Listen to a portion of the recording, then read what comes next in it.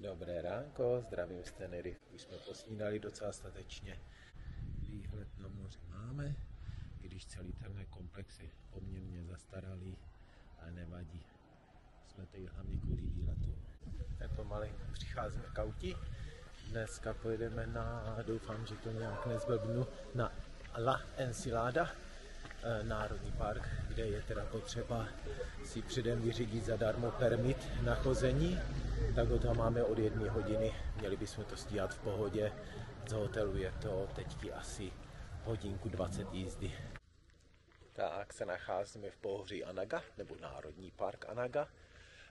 Z našeho hotelu to bylo dobrý 2 hodiny jízdy, takže je potřeba počítat s tím, že přes Santa Cruz, ten hlavní město, to trošku člověk se tam zdrží a serpentinky, které tady jsou nahoře, tak taky docela to jde jenom pomale. Posledních asi nějakých 30 kilometrů jsme jeli snad 50 minut. Počasí je takový všelijaký, dole u moře ráno 19 stupňů a teď nám tady mrholí a je kolem 14. Tak uvidíme, jestli se to zlepší. Permit na chození jsme si zařídili předem, nestojí to nic, ale bez permitu je to teda 601 € pokuta, což by nebylo dvakrát příjemné.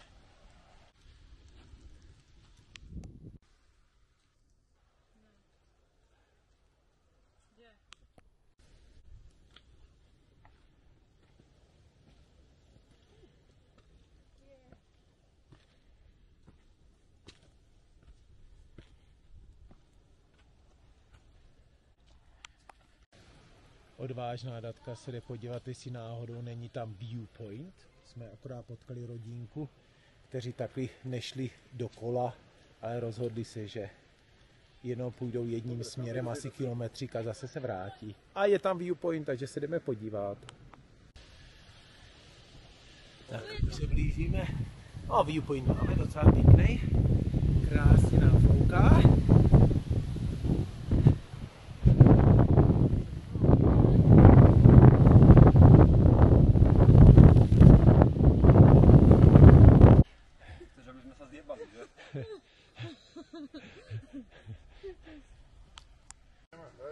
Je tady pěkně, počasí nevychází úplně přesně, jak jsme chtěli, ale je to moc dobrý. Stále kolem 14-15 stupňů. Potkali jsme nějakou rodinku, která jako nám řekla, že to není okruh, ale podle té mapy, co nám ukázali, si myslím, že je. Ještě ujdeme tak kilometřík a uděláme rozhodnutí, jestli se vrátíme nebo ne.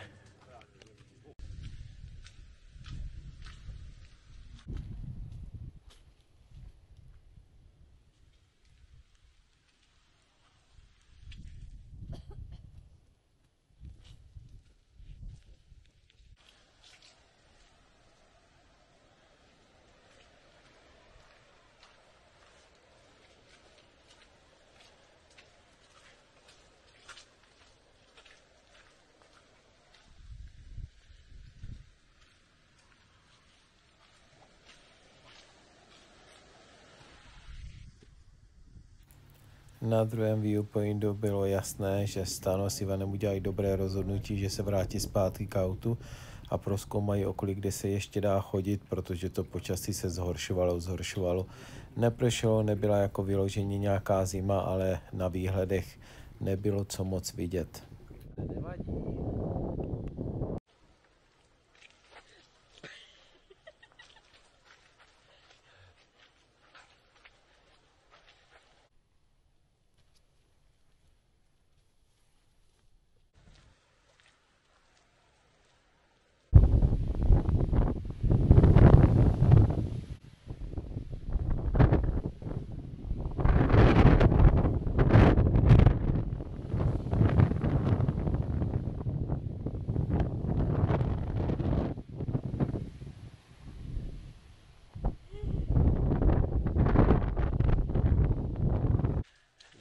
Tu se vzalo, sluníčko nám začíná svítit.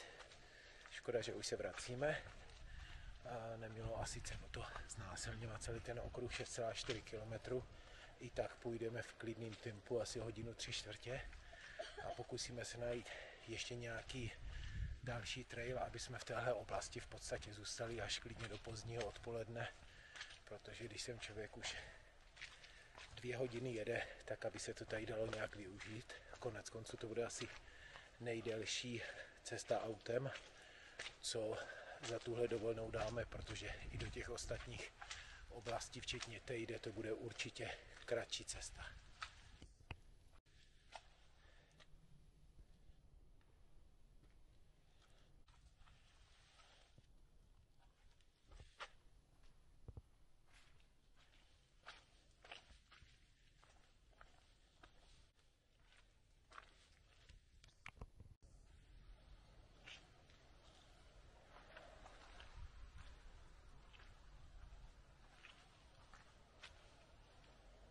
Urá, tak první malý trek za námi. Asi jsme dali za necelou hodinku a 30, 3 kilometříky. Obtížnost úplně v pohodě. A teďky, protože máme spoustu času, se podíváme ještě, kde se dá dál někde šlapat. Tak snad budeme mít štěstí a něco najdeme. A kdo se tady vzal? Oni nám ujeli s autem. Myslím, že si dali za nami, že jdeme se Dobré ránko, druhý den. Teď nám akorát před půl hodinkou pěkně pršelo, takže asi změníme plány a nebudeme tady jezdit někde v okolí, ale pokusíme se vyjet někde nad mraky. Akorát jdeme na snídani, tak uvidíme, jak to dopadne za nějaké 2 hodinky. Náš hotelík, takhle to vypadá dobře, ale opravdu to má nejlepší léta za sebou. No a včera už jsme jenom z Anagy si dali vlastně na navigaci směr na Tejde a vlastně v pohoří jsme jezdili po cestě, z které je vidět na jižní i severní stranu. Jsme si jenom užívali výhledy, protože to počasí se opravdu nezlepšilo. Tak jsme jenom dorazili potom zpátky na hotel, kde na téhle vlastně jižní straně to počasí je o hodně lepší. A večer jsem si šel zaběhat 5 kilometrů, kámoši zůstají na baru, tak uvidíme, jak to dopadne dneska. Tak máme posídání a chčíje. Akorát jsme se rozloučili s klukama, takže sraz za půl hodiny u auta. Tak za chvilku vyrážíme směrem El Portillo Visitor Center. Tak jsme asi ve výšce 2 kilometry na vizitním centru, které je asi zavřené.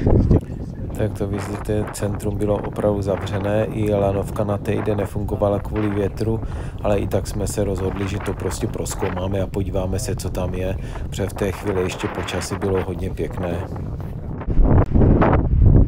Zebrali jsme odvahu, přelezli jsme branku, která měla méně jak 1 metr.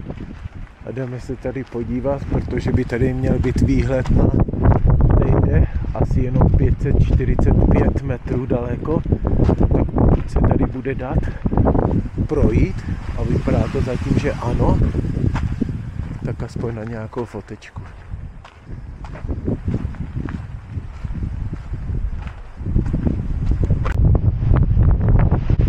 Tejde před námi.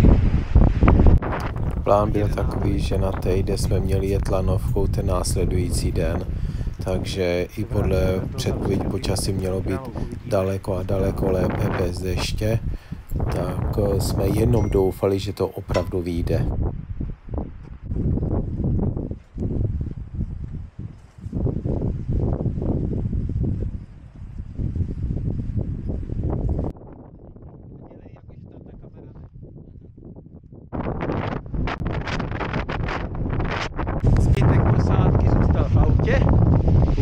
To nemám za zlé, počasí je šílený, ale nemohl jsem odolat, se tady pokusím něco natočit. Tak to počasí opravdu vypadá šíleně, ale ta procházka za to stála. Nebylo až taková zima, jenom opravdu ty jemné kapky tak padaly, že jsem se vrátil zpátky do auta úplně kompletně promočený, ale zase máme další místečko na prozkoumání, pokud bychom se ještě na Tenerife někdy vrátili.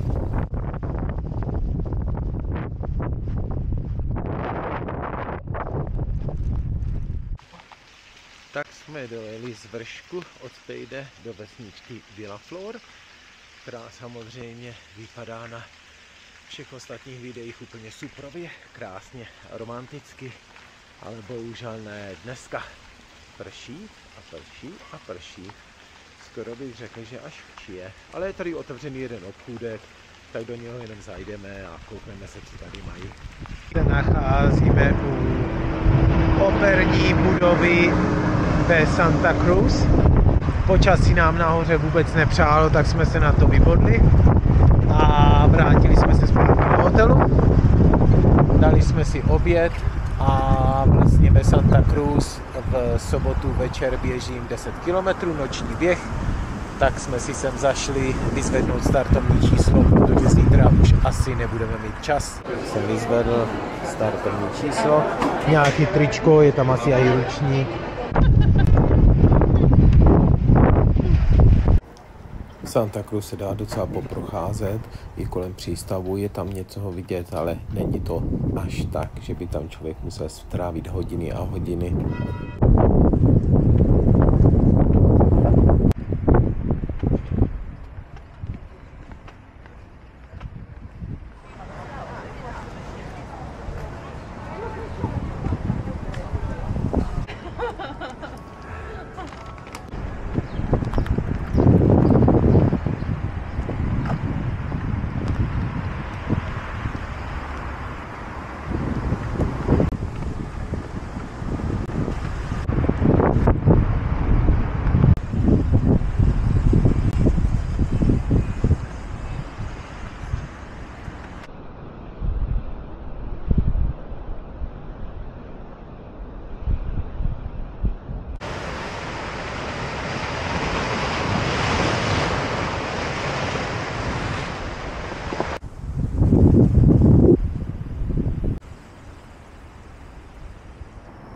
Dobré ránko, teď počasí máme lepší jak včera, pohodně. Uvidíme, jestli to bude dál pokračovat, ale mělo by. Jenom trošku vlny jsou pořád větší, takže plán byl na Los Gigantes zajet na delfiny, odjet na Masku a z Masky třeba teoreticky na Teno, jestli zbyde ještě čas. Tak uvidíme, jestli se nám povede a možná to budeme muset třeba trošku otočit, že dopoledne budou trochu větší vlny, tak zajedeme na Masku a potom podle toho zpátky na ty delfiny anebo na Teno a potom bychom teoreticky ty delfiny dali nějaký jiný den. Tak zatím se nám daří v pohodě. Dojeli jsme do Los Gigantes, do přístavu. Místečko jsme tady na parkování ještě sehnali. Tuším, že to vychází na nějakých 4 € na hodinu, což se v pohodě dá. Dá se tady zaparkovat tady v postranních uličkách, ale to už v podstatě není šance. Za náma jsou už ty slavné klify. A loďka na výlet na delfíny a na koupání nám jede asi za hodinku. Je to 2hodinový výlet za 25 € bez oběda a 3hodinový výlet za 36 € s obědem. Tak protože rozhodně hlad nemáme a ty trasy jsou úplně identický, jenom tam není ten oběd, tak jsme vzali 2hodinovou a potom se uvidí co a jak.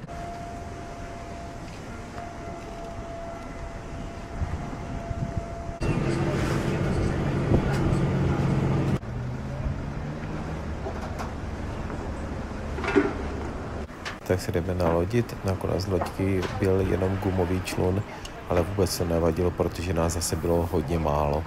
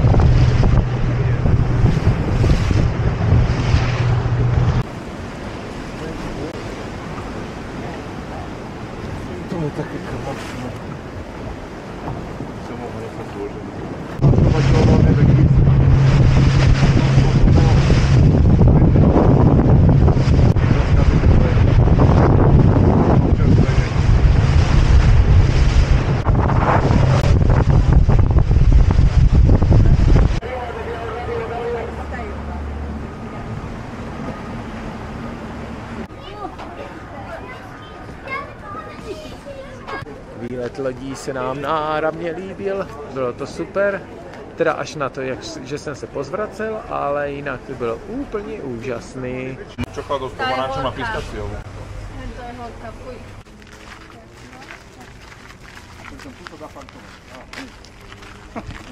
Kočky. To zautočí. Krásne, že?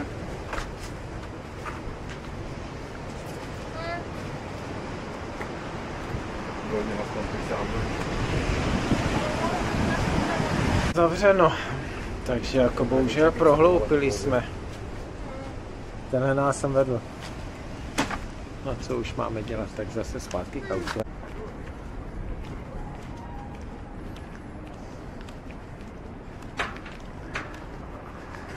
Tak s touhle company jsme byli se podívat na velryby a delfíny a pomalu se vracíme k autu. Protože jsme na ten výlet museli v podstatě 1,5 hodiny čekat, tak je malá změna plánu a na Masku Ateno se vydáme pozítří, protože zítra nás čeká týden. Nemáme kam spěchat, ještě máme celé 4 dny, takže když to dneska vezmeme trošku jenom vegetácky, tak se nic nestane. Konec konců Ivan je malinko přismahnej a když já jsem byl ještě na lodi, jsem objímal bok lodi a krmil ryby, tak opravdu to musíme brát dneska trošku zlehka.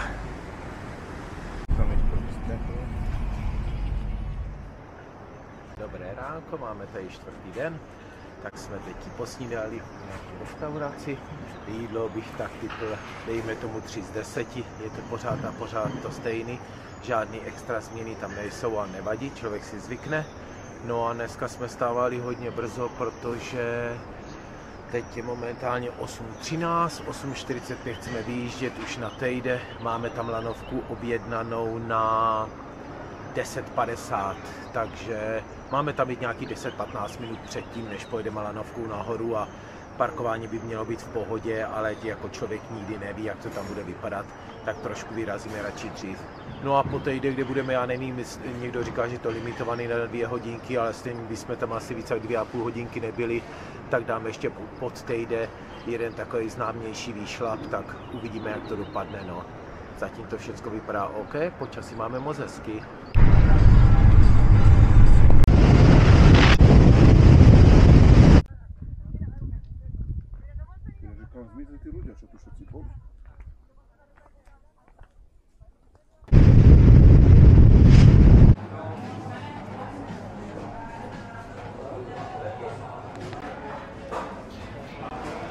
Restaurace pod horou Tejde, skoro prázdná. Ceny nemají až tak lidové, ale výhledy jsou krásné. Suvenýr obchod, ten není až tak předražený, ten je relativně v pohodě. Tady Ivánek už něco studuje.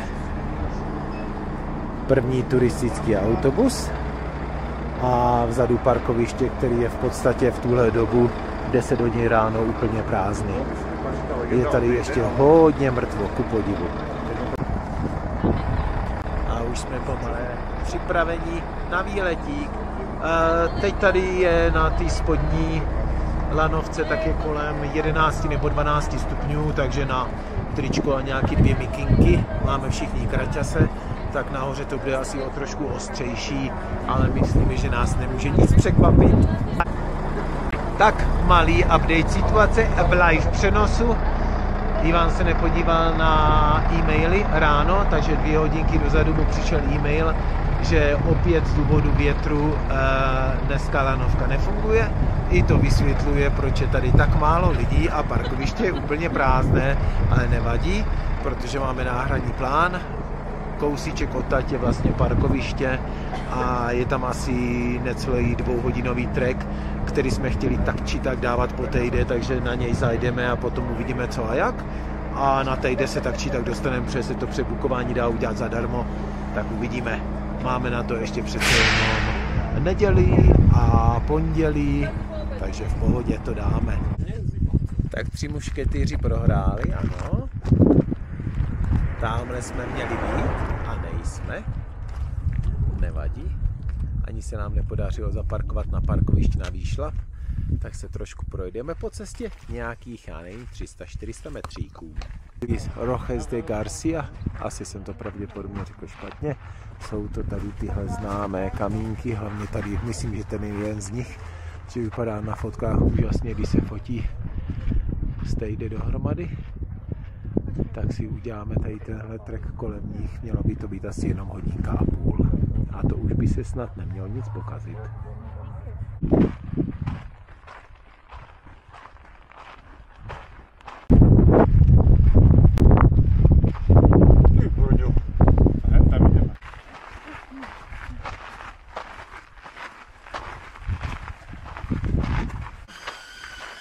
Tak se tady krásně procházíme.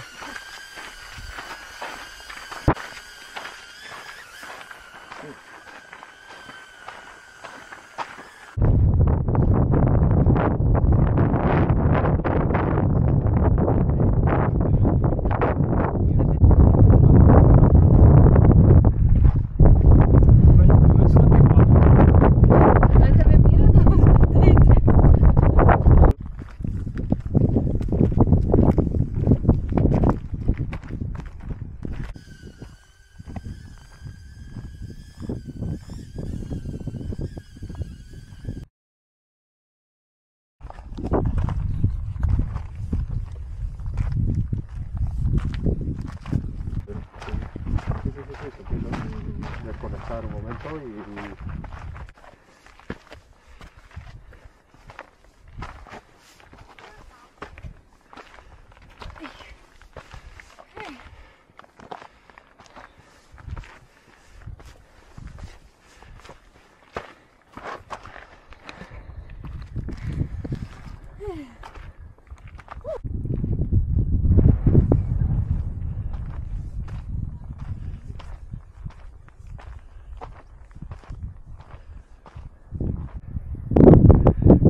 Ta skála uprostřed je vlastně zadní strana ty katedrály.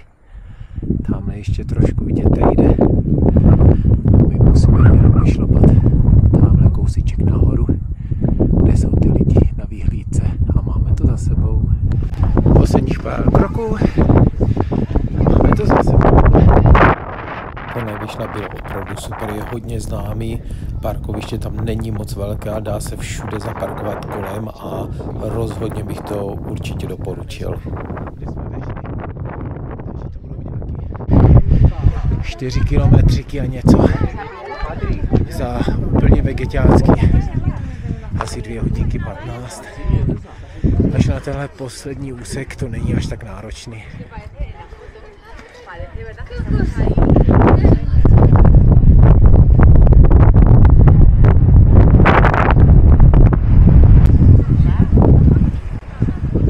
Tak vlastně až tady jsme začali náš trek, že 2 hodiny 20 minut, 3,85 km. A jdeme se podívat ještě semky nahoru.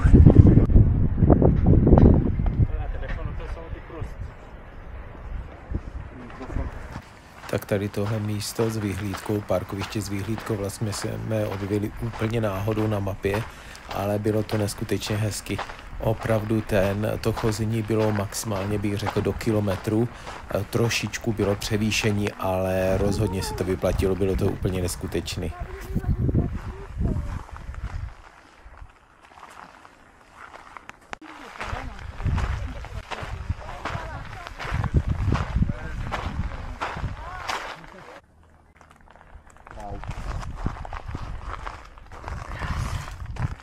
Jak se to stromí na riedko.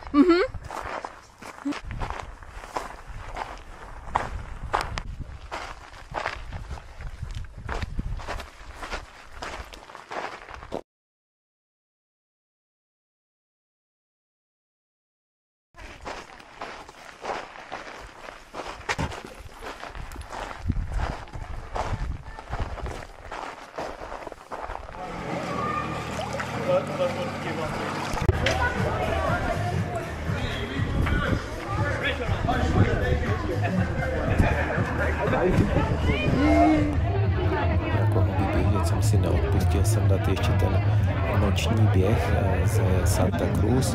Byla to úplná pohodička, jenom jsem možná trošku pozdě dorazil na start, takže mě hodili na start mezi elitu a běžce na 40 minut, což samozřejmě nebyl můj cíl. Můj cíl byl úplně v klidu to oběhnout do nějakých 47 minut a nakonec se to úplně v pohodě povedlo.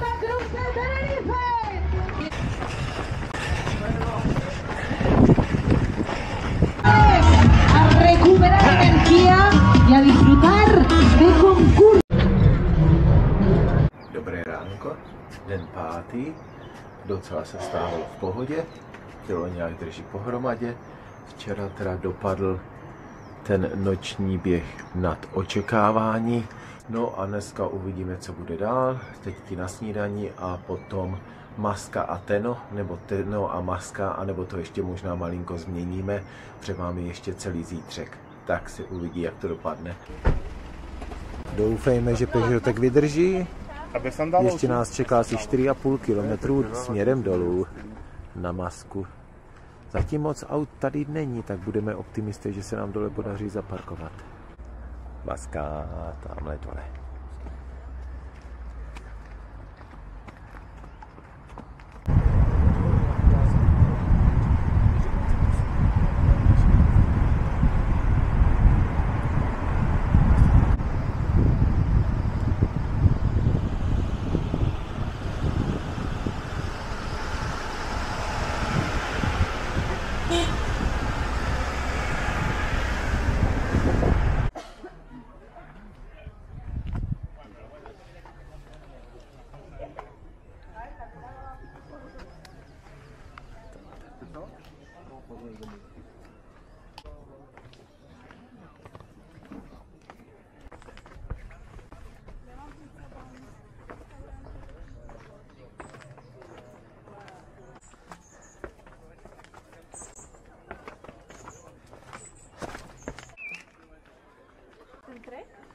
Aha.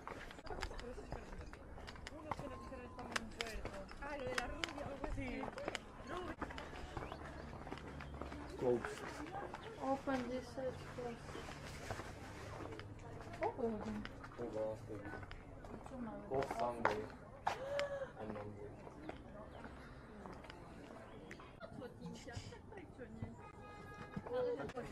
Tak už jsme tady v masce, je to tady trošku menší, než si to pamatuju, co jsme tady byli asi, já nevím, 5 nebo 7 let dozadu snad, ale bohužel ta jediná restaurace, kterou si pamatuji, tak je zavřená.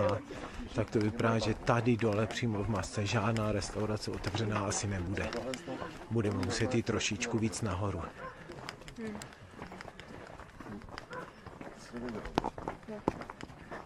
Nahoru. A tam si snad sedneme na káve. Tak jsme se podívali dolů do masky a opravdu tam nebylo nic otevřené, tak zase jsme se vydali cestou zpátky do restaurace, co jsme viděli u cesty.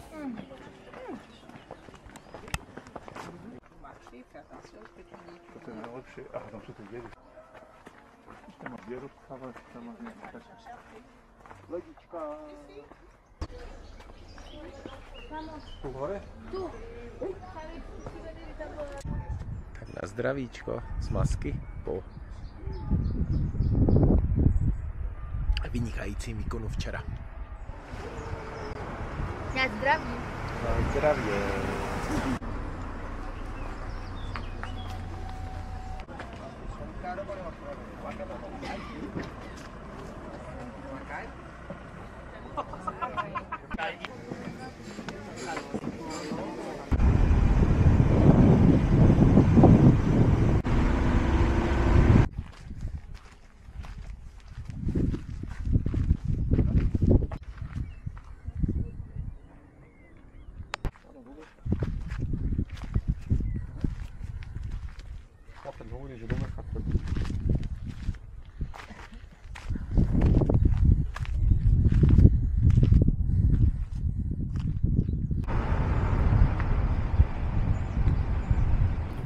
Na ten jsme se jenom s jedním zablouděním relativně v pohodě dostali, ale musím upřímně říct, pokud jsme nebyli ve špatné lokalitě, což samozřejmě je možné, tak nemyslím, že to v podstatě stojí za návštěvu.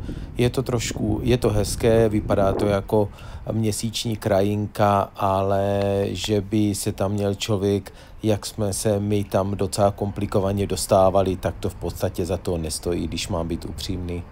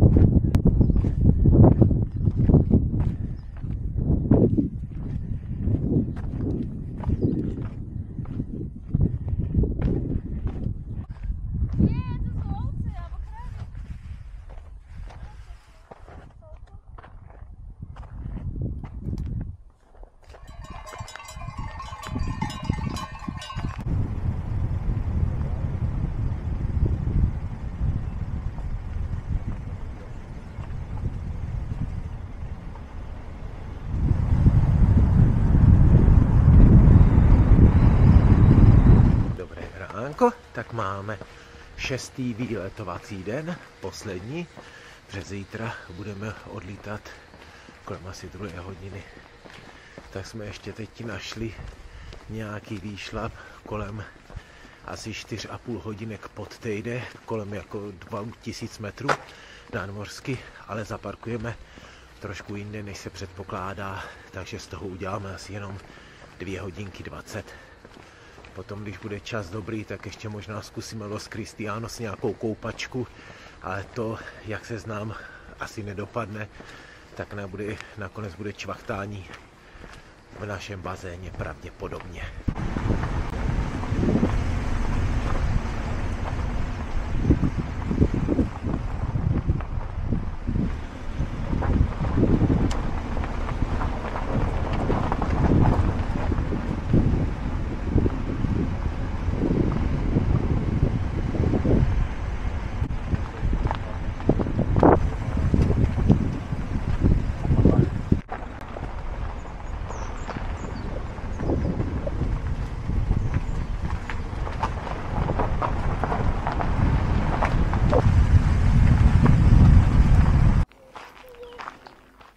Tady je vidět, že to je TF72 a GR131, ty jdou obě dvě na sever, ale my jsme vlastně popojili autem ještě o 2 kilometry dál a v podstatě tu TF72 jsme šli do protisměru.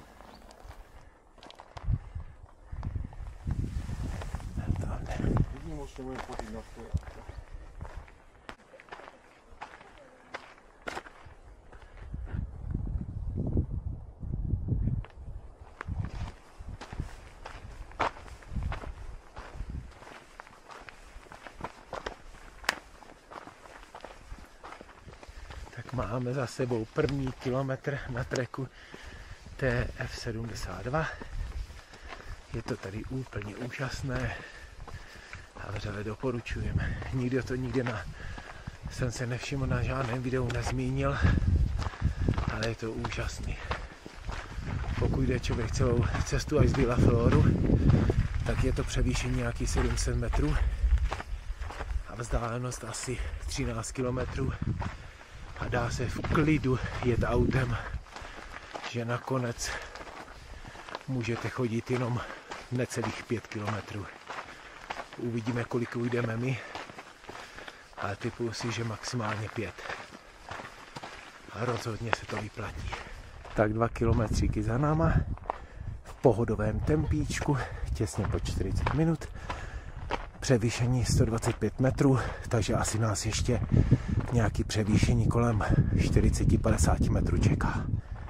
Je to tady hezčí a hezčí, dokonce už jsme potkali 2 nebo 3 turisty, takže nejsme tady jediní, ale rozhodně si tady tohle místo zaslouží větší popularitu.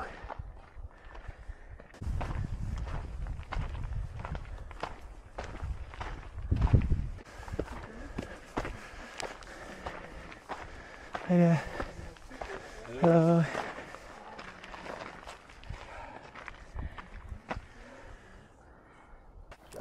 Tady jsme si nebyli úplně jistí, jestli jdeme dobře, protože i na tomhle kameni vlastně byl bílý křížek a nakonec se to ukázalo, že je to vlastně správná cesta.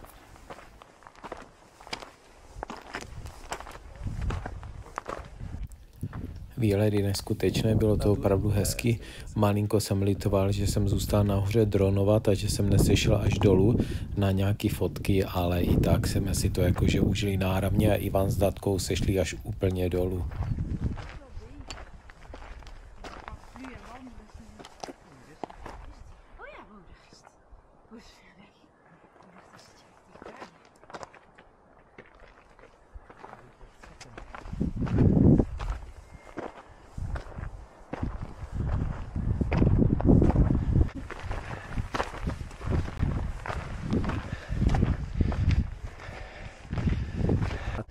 Tak je to úplně přesně 3 kilometry, co jsme vyšli.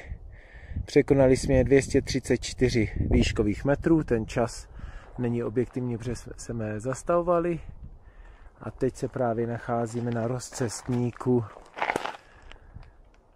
ty GR131, která vede úplně z jihu na sever Tenerife, a naší TF72, která se teď dolů na ní napojuje do Villafloru.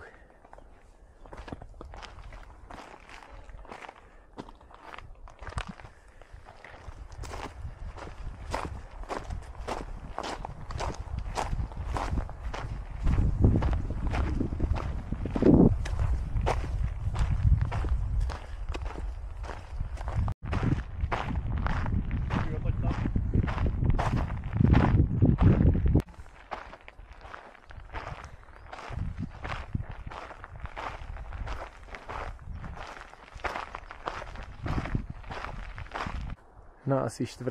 kilometru se nachází toto místo. Na některých mapách je to napsáno jako Rock Formation a je to opravdu strašně hezký.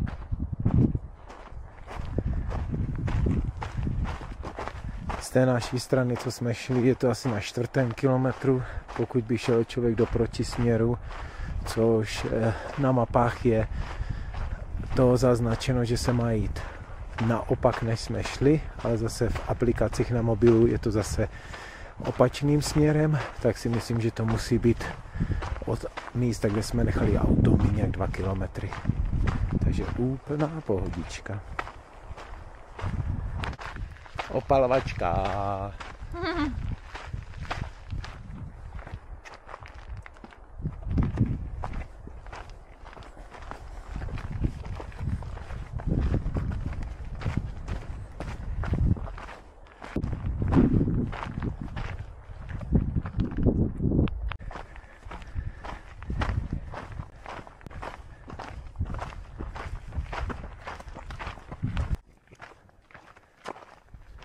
Opět je tady značka na tu GR131 a docela by mě zajímalo, jak ta celá trasa vypadá.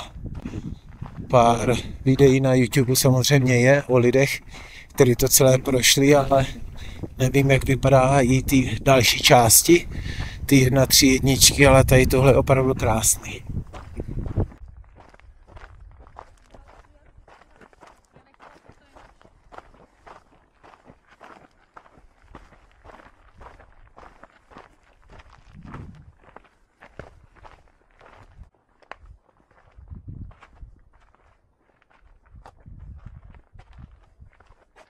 Tady už se blížíme znova k té informační ceduli, takže pro ty lidi, co jdou v opačném směru, tak vlastně začínají tady od této vlastně informační tabule od GR 131 anebo TF72 jdou vlastně nahoru. My jsme se ještě doleva směrem do kopce odvezli autem asi 2 kilometry, takže jsme to měli o něco kratší. Toto by byla cesta zpět do Villa Flor, pokud by člověk nejel autem. No a já samozřejmě nakonec jako rekreační běžec jsem k překvapení svých kamarádů ještě trošku zaběhal v podstatě až k té bráně, která je jako vstup do tohohle parku. Byly to asi nějaké necelé 4 kilometříky a v podstatě to bylo celou dobu malinko z kopečka, takže úplná pohodička.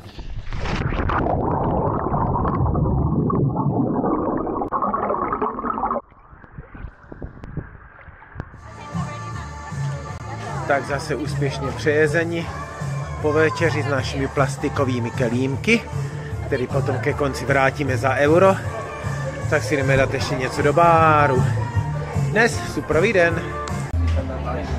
Zítra je poslední výletový den. Bude ti smutno? Jo. A tebe bude smutno? Bude. Těšíš se na poslední den? Bola to výborná dovolenka, ktorú som si vymyslel takto na poslednú chvíľu. Teším sa. A ty se těšíš, že bude ti smutno? On se těší za Janku. Je moje smutno celý čas. Poslední snídaně s pálmami a mořem. Poslední video z našeho balkonku, takže super. Máme podovolené, poslední snídaně proběhla na letišti asi tak za 3 hodinky. No a souhrn super, hotel nic moc, ale to se dalo čekat. Bylo to asi 18 000 českých korun na týden all inclusive, auto bylo 6 000 korun na celý ten pobyt na 7 dnů a do benzínu jsme dali vlastně úplně přesně 100 euro. Takže super, kromě toho jenom nějaký penízky na kávu nebo na nějaké taky občerstvení a to bylo všecko. Takže celkově jakože kvalitka, jenom počasí nevyšlo úplně ten na začátku, jak jsme jeli do Anagy, tak tam nevyšlo úplně počasí a bohužel na Teide, kde jsme měli teda zamluvený ten trek nahoře, tak tam jsme se taky nedostali kvůli tomu, že moc foukalo. A když jsme to přebukovali na ten následující den, tak to znova nevyšlo kvůli jakože větru, tak snad příště. Úplně poprvé jsme tam byli asi před 7 lety a teď teda bychom to zkusili znova a ještě další věc, co bychom chtěli zkusit. V masce jsme byli podruhé, bylo to tam fajn, ale až se mě to tak nezdalo hezky jak poprvé. A teď bychom z masky šli dolů a udělali si ten 3hodinový trek přibližně dolů k moři a tam potom lodí do Los Gigantes, tak to by bylo úplně super, takže to je když tak další plán na příště. Čau. Gracias.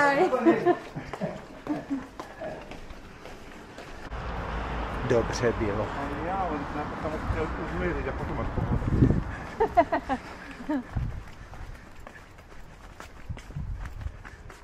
Poslední rozloučení s hotelíkem, hurá na letiště, tam to všechno proběhlo naprosto v pohodě, ještě jsme se malinko pobavili s místními celníky, takže super dovolená.